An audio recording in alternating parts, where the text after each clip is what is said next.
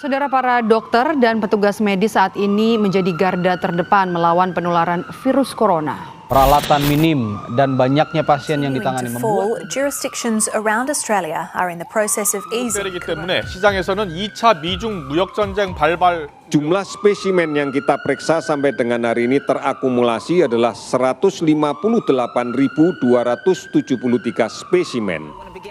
With some breaking news out of Italy, all of Italy is now locked down.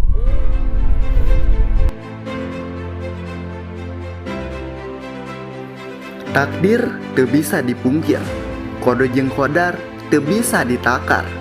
Jelema lir ibarat wayang, gerakna kumaha dalang.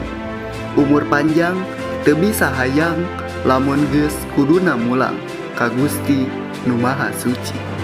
Abdi Jaharendak Janidri di Z News, pamawawarta COVID-19.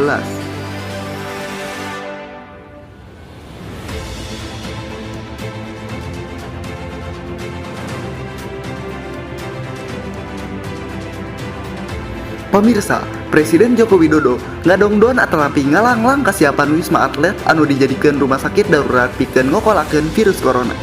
Rumah sakit darurat ieu nampung 24.000 jalma jeung disiapkeun pikeun 3.000 pasien.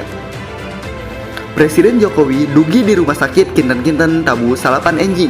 Presiden direncangan ku Menteri BUMN Erick Thohir sareng Ketua Medis COVID-19 Doni Monardo ngariksakeun nguriringan rumah sakit. Patugas medis oge make seragam hazmat. Presiden Jokowi nelepkeun rumah sakit ieu parantos ditata kalayan rapi. Pasien, dokter, katut paramedis oge ditempatkeun di ruangan anu benten. Alat sareng peralatan sapertos ventilator sareng APD parantos disayogikeun. Dugika diharapkeun dina poe Senen rumah sakit ieu tos tiasa digunakeun. Sanos kitu, Presiden Jokowi ngaharapkeun rumah sakit darurat ieu teu digunakeun. Kusabab masih aya babaraha tempat anu bisa dijadikan opsi kahiji pikeun pasien dirawat tina virus corona. Sajabi ti kitu, tina salah sahiji paguyuban pers anu diayakeun dinten Sabtu, Presiden Joko Widodo ngawawarkeun perkembangan anyar tina upaya ngokolakeun dampak COVID-19. Tapi dina ngalonjakna jumlah kasus sareng varian anyar anu kapendak, Presiden Jokowi nyorot langkah-langkah anu diperlukeun pikeun mayunan tatangan ieu.